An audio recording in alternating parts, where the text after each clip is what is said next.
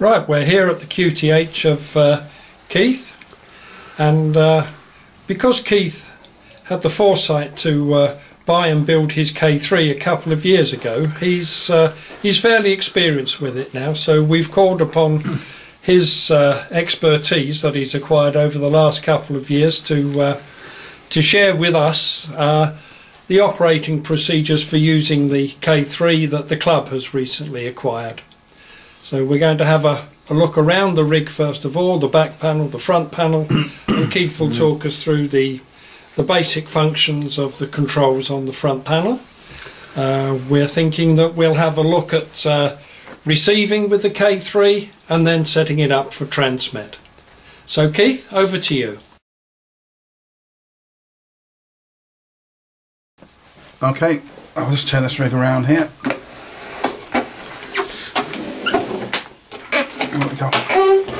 Well, as you can see, there's the antenna we're going to be using. Oh, it's a bit more on there. How's that? How better? Okay. The antenna we're going to be using is antenna 1. And this is my rig. The club rig is slightly different. It doesn't have a 2 meter module. We're going to be using this antenna connection for the club. We've got 2 fans for the 100 watt PA. We have various transverter outputs here and so on, and plus the RS232 interface. You see the connection to the rig for the power supplies via these 12 volt DC Anderson pole connectors, which maybe some people haven't been familiar with before. They simply push in. The connection for the CW paddle is here, and I think if you want a straight key, it goes into simply this section here, just a mono jack rather than stereo. So if I just turn it around again, that's fairly close, isn't it? Oh, welcome to the Elecraft K3 front panel then. This rig's capable of about 100 watts from top band right through to, in this case, 2 meters, but the club rig will be up to 6 meters. And I'm just going to go through the basic functions of the panel, and particularly these grey buttons here, and the tap and hold system. The tap and hold system, this is a system that Elecraft used to minimise the number of buttons on the front panel.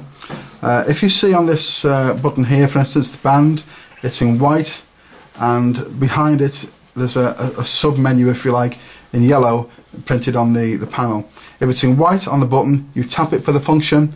If it's in yellow on the front panel, you hold for the function. So for instance, right now we're on 7032, the SOTA CW frequency. If you want to change bands up to maybe 10 megahertz, it's a simple tap on the band switch. The volume controls here, by the way, they have control. You can see what's going on. We just got a bit of wire in the back, and via some binding posts, so we should be able to hear some sounds now. Right, so to tap and change bands is straightforward. Got 5 megs, 3.5 on course top band, and go back up to 7032. If you look at say the hold functions, the yellow ones, an example might be, for instance, if you're on ATU to tune the rig and the antenna and so on, you tap tune. If you wanted to put the ATU on bypass, to maybe go straight into a dummy load or another ATU, you'd hold ATU, and you can see it goes to bypass when you do that. So the yellow ones on the front panel are the hold functions. You hold for more than 1 second, and the taps are the white ones. So hold it again, it comes back into auto. That gives you some idea. The mode switch is this one here. If you look at the right hand side of the rig, it's currently on lower sideband. So we hit mode down, CW, data, and it's indicated here of course, AM and FM. And each time you do this, you can see this filter bandwidth come into play. You can see how this is a 13 kilohertz filter.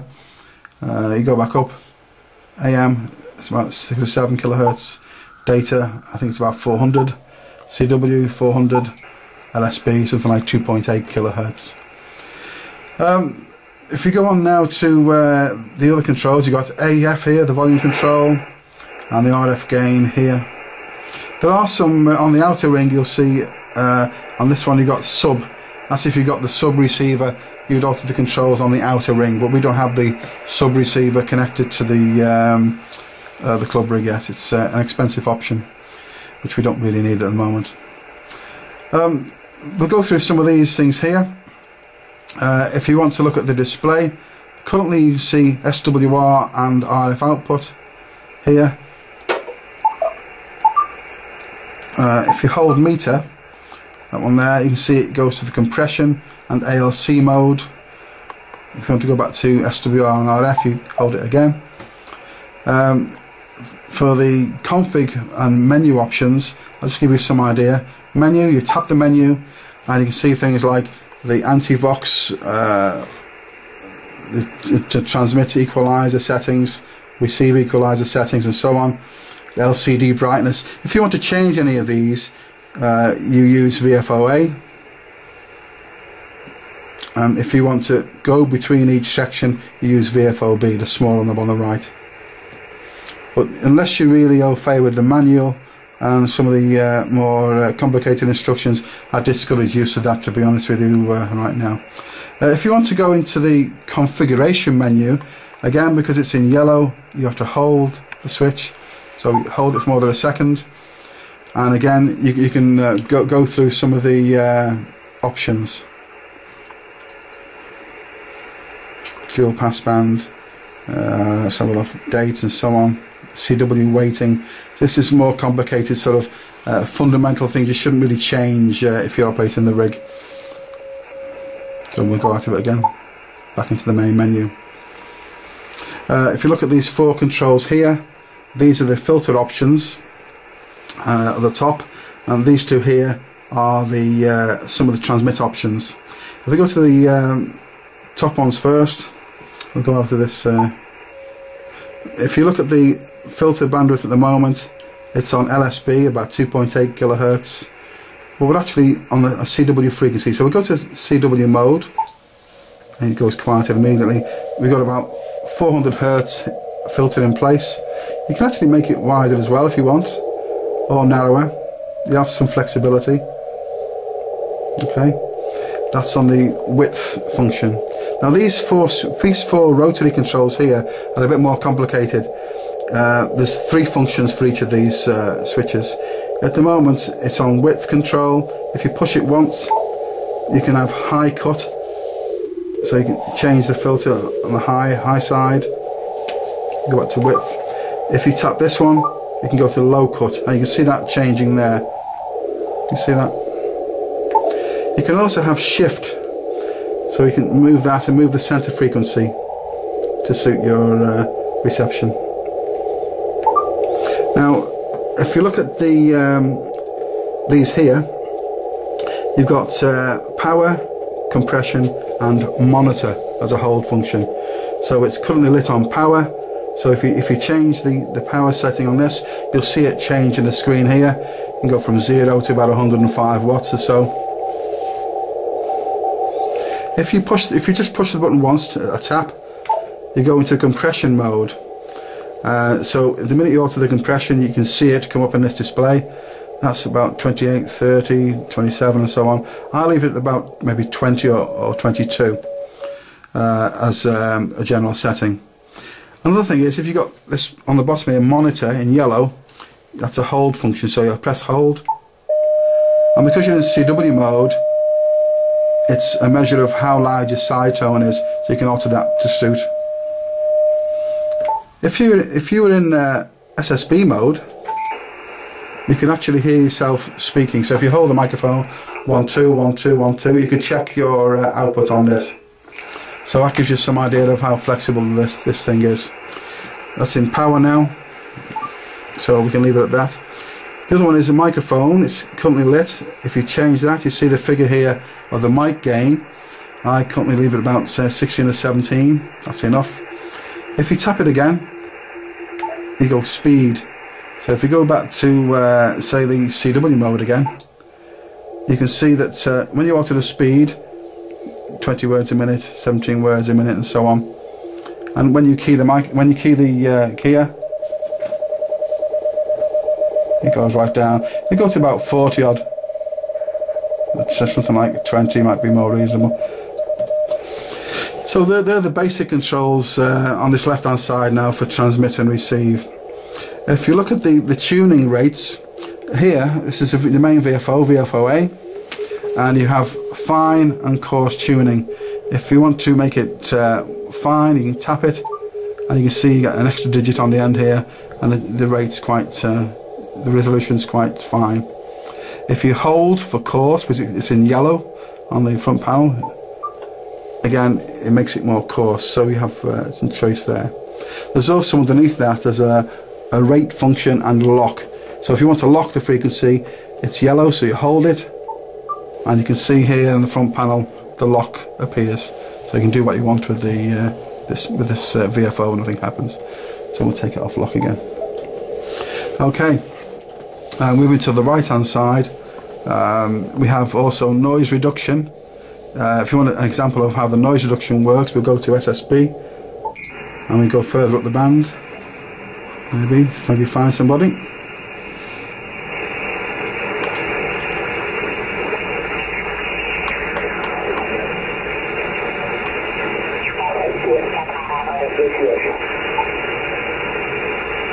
And that's the case, and you can't find somebody when you're trying to demo it.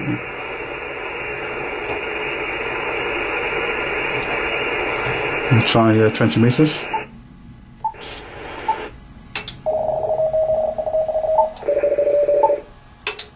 We'll go to SSB again.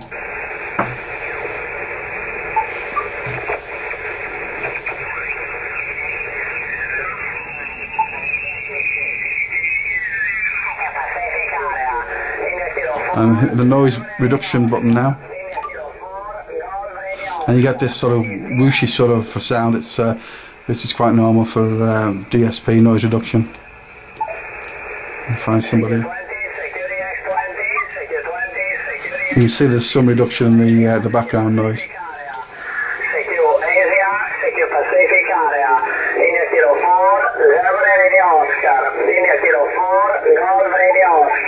Okay. Now also, when you hit this noise reduction button, you'll see NR in the display here. You've already got NB in there. This is a noise blanker. You can move that in and out. Okay. Also, if you look on this right hand side, you have memory buttons also. If you have the digital voice recorder, you can assign recorded messages to one of these 4 buttons. Just hit the button and it'll send CQ. In my case, I've got the CW one keyed up, ready.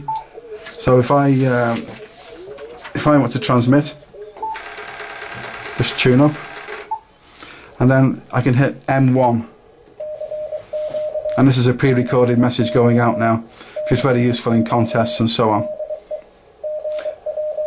Okay, hit it again to stop it. I can't hit the key to stop it. Okay. Yeah. If you want to put some information into a memory, you simply tap REC for record, and then tap the M2, M4, M3, or M1, depending which memory you want to use.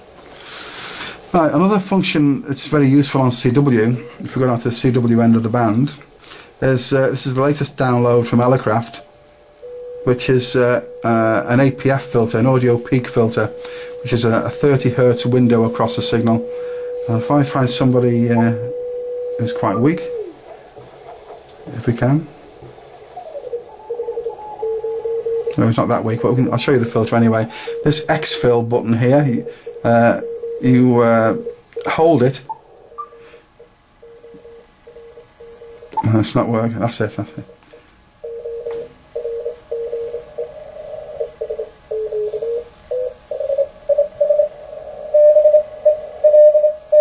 And there's some ringing there, which you'd expect, of course, with such a narrow filter, but it does work wonders with marginal signals. I've worked about 6 stations now that I couldn't have worked without the APF filtered in. So there's no noise either side of the signal hardly, just some slight ringing. And that's back to 400 Hertz bandwidth now. There's also a selection of A and B splits functions, which I haven't used personally, but the information is in the manual for these. There's also spot and pitch control here for the CW, and also an optional text decode function. And that really concludes the controls on the front panel. Maybe one thing to mention is the fact that here you've got RIT function as well. You tap the RIT and you can adjust it with this here. You can see how much you are away from the center frequency, and to clear it, just hit clear. And that's about it really for the front panel control.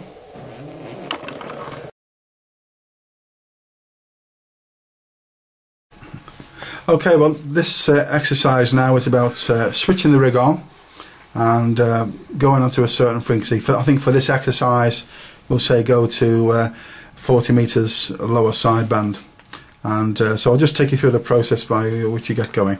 So first of all, remember the tap and hold function. The power is a tap function. It's in white actually on the button, so tap the power. Okay, so currently we're on 14 megahertz CW. We want to go to 40 meters now, 7 megs lower sideband. So we want to go down, so we hit the band down function, tap, that's 10, and back to 7 now. So if we go to say, I don't know, maybe 7140, just move it over to 7140 on this. The rate of tuning is quite reasonable, so we don't need to alter that at all. 7040, and we'll turn the volume up a bit. Currently on AM, so we need to change the mode. So we'll tap this right hand upward facing arrow and mode button, tap the data, CW, lower sideband. Currently our power setting is about say 5 watts or so. So the first thing to do is, of course, you don't know if the antenna is resonant, so the first thing to do is hit the antenna tune button. So we just tap it because it's on the face of the knob that's tuning through now in a couple of seconds. So that is matched up to the antenna. At least the rig's fooled that it's 50 ohms anyway. So now you can find somebody, if you like, moving around here and so on. We may want to increase the power, so we wind it up. You hear a click around about 12 watts or so. That's the secondary PA coming in, and then it goes up to about 110 watts. I normally run about 50, to be honest with you. Okay, so that now is an LSB. You've got the noise blanker in. You're on antenna 1, as you can see there, and this PRE means the preamp is in. This function here. I'll take the preamp out for now to a tap, and you're ready to transmit. Is this frequency in use, please? GW4OKT. So we're still on monitor, so we can take the monitor out now to 0. Is this frequency in use, please? Golf Whiskey 4 Oscar Kilo Tango. And nothing there at all now. So you can see the SWR here is 0, and you're getting RF about 50 there, 50 watts. 1, 2. You can see also the supply coming down to about 13.3 volts on voice peaks. So that is ready to roll now, so you can call CQ and have your contact. If you want to change over to CW, of course, it's simple. Mode down, tap. It immediately goes through to the 400 Hertz filter, and you'd maybe go down to coarse by holding coarse. Quick spin down to the bottom end of the band. Go back to fine again, and then you can do your tuning there. And it's the same process. You've moved frequency, so I'd suggest you hit the ATU tune button again. And of course there was some difference, so it's well worth it. And again, you can adjust your power to where you want, and the CW is all set up nicely. And there you go. You may want to have a bit more monitor tone to get rid of that background hiss. This is on at the moment full QSK. You see QSK function there. If you hold it, it says semi, and full. So it's on full now. So when you're sending the CW, you can still hear the background receive noise. So if you don't have the monitor high enough, it can sound a bit strange. So if I have the monitor lower, it sounds funny, doesn't it, really? So have the monitor quite high, so it overcomes that background hiss between the dits and dars. And that's how you would change between CW and SSB and get started right from power up.